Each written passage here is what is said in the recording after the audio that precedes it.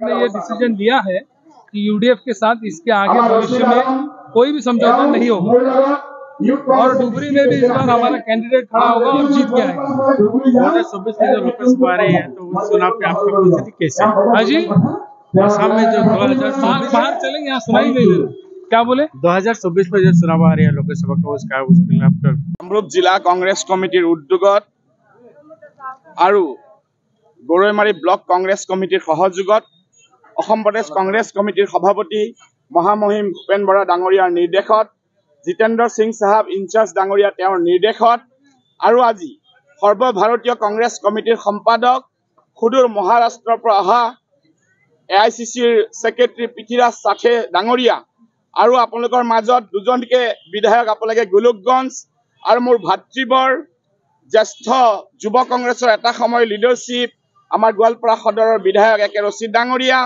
যুৱ কংগ্ৰেছৰ প্ৰেচিডেণ্ট বিভিন্ন উইংছৰ SC ডিপাৰ্টমেণ্ট বিভিন্ন উইংছৰ চেয়াৰমেন প্ৰেচিডেণ্টকে সমন্বিত কৰি ভাৰতীয় জাতীয় কংগ্ৰেছৰ অসম চেপ্টাৰৰ নেতৃত্ববৃন্দ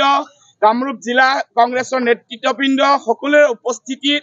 আমি আজি BLA আৰু বুথ ৰিপ্ৰেজেন্টেটিভ বুথ প্ৰেচিডেণ্টৰ এক কৰ্মশালা অনুষ্ঠিত কৰিছিলোঁ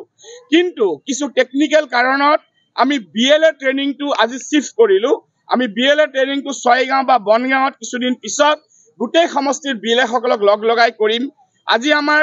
অটুট বন্ধন নামে এটা অনুষ্ঠান কংকন ডাঙৰীয়াৰ নেতৃত্বত অসম প্ৰদেশ কংগ্ৰেছ কমিটিৰ নেতৃত্বত সমগ্ৰ কামৰূপ জিলাত চলি আছে সকলোকে কেনেকা জোৰ বন্ধন কৰিব পাৰি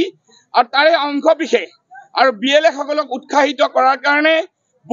আমাৰ বুথ সকললৈ যাতে আমি শক্তিশালী কৰিব পাৰো তেওঁলোকৰ কাৰণে আমাৰ দিনজোৰা কাৰ্যসূচী হয় আৰু এই কাৰ্যসূচীত ইলেক্ট্ৰনিক মিডিয়া প্ৰিন্ট মিডিয়াৰ আপোনাসমূহৰ প্ৰত্যেকটো গোষ্ঠী ইমান সময় ধৰি এই 12 বজাৰ পৰা এতিয়া 5 বজালৈ ইয়াত উপস্থিত থকা কাৰণে মই আপোনালোকক ধন্যবাদ জনাইছো